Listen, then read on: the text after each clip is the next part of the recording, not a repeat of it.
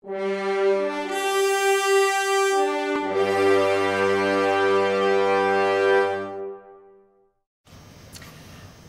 my name is Dick Grammer, and I'm the running backs coach for the seniors and the majors, and I'll probably help out with the younger groups as well. I've been involved with the Argos. In fact, Jason and I had the first Argos team, and I can't even tell you when it was, 7 years ago or so. And then he hooked up with Ricardo the season after we beat Ricardo's team, so he decided to give up and join the Argos. That's about it. I've been with him on and off. I've got 4 kids, so how got a pretty busy life. What was your introduction to the Argos? I mean, how did you happen to meet Jason and all of that? Well, my son Weston played with Jason actually in flag football, and then got on the Argos team, and then I coached the defense. Jason handled the offense, and on that very first Argos team. We had a pretty good season. We were undersized, but the kids always fought hard. We're in every game, and we did have a winning record. I remember that. Good. So you've been with them ever since, with or without boys on the team? Pretty much, but Weston was on the team, and Jackson is 4 years younger than Weston, and Jackson's been on the Argos since the beginning of his football career, and I coached while he was coming up as well. And then I think one season he took off, and I coached, but I've been kind of in and out of the Argos. There's a couple of seasons a year, and I usually hit at least one of them.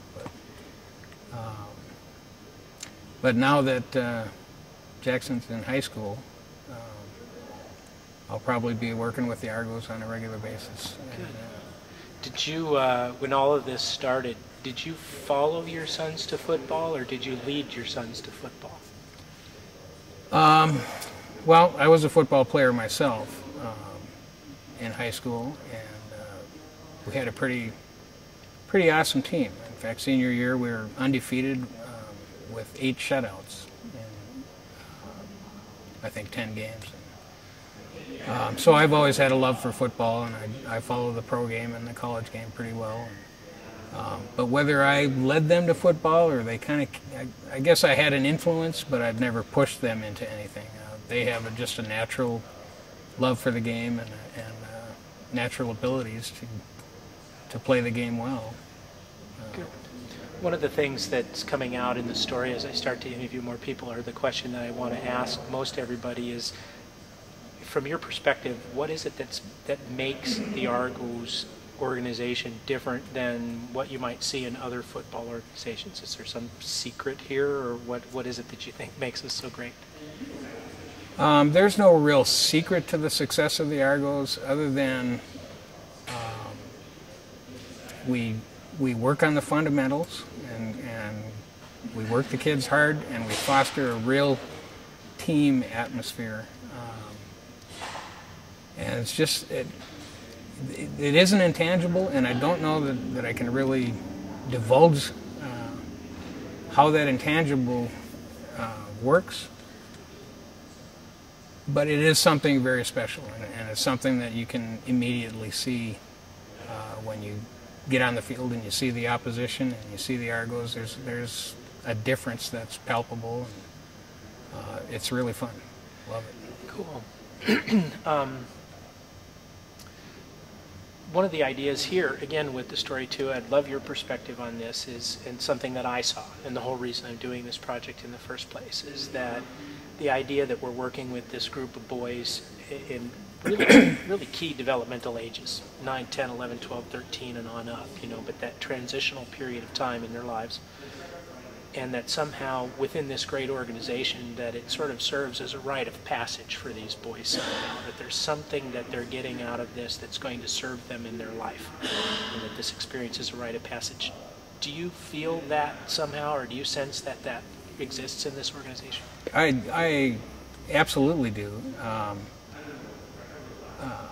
The rite of passage is a good way to put it. I've been involved with kids sports and coaching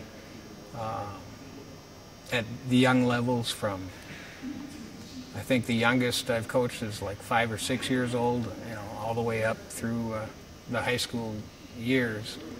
And the age group that you mentioned, the 9, 10, 11, is almost my favorite, because when you begin a season with these kids and then at the end of a 10-week season, you see these same kids, the amount of development that has gone on in that short of a time frame is just awesome. It's amazing. You know, they're at that age group where they'll still listen to you. So they soak in, they absorb all that instruction and guidance. With the Argos particularly, I think the rite of passage, so to speak, is a testament to the coaching staff, to Jason and Ricardo and the rest of us. And it's just a good bunch of guys that not only do we instill the football fundamentals, but the fundamentals of life and how to deal and interact with people and how to treat people and you know, the respect and all that good stuff. I don't know.